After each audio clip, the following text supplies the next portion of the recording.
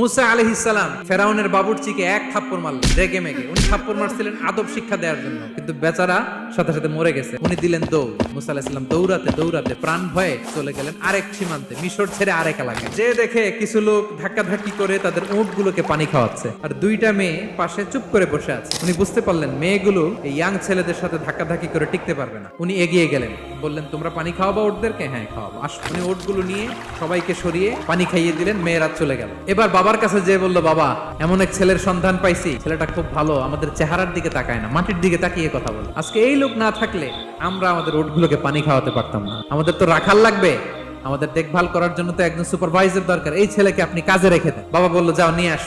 মেয়ে দুজন যে বললো, আব্বার কাছে চলেন, আব্বা আপনার কথা বলবে, আপনার সাথে আলাপ করবে। মুসা আলাইহিস সালাম বললেন, ঠিক আছে, তোমরা পেছনে পেছনে যাও, আমি তোমাদের আগে আগে যাই। তোমরা আমাকে বলবা যে ডানে না বায়ে না সামনে। মুসা আলাইহিস সালামের নজর যেন তাদের দিকে না পড়ে। মুসা আলাইহিস সালাম বললেন, আমি আগে যাই, তোমরা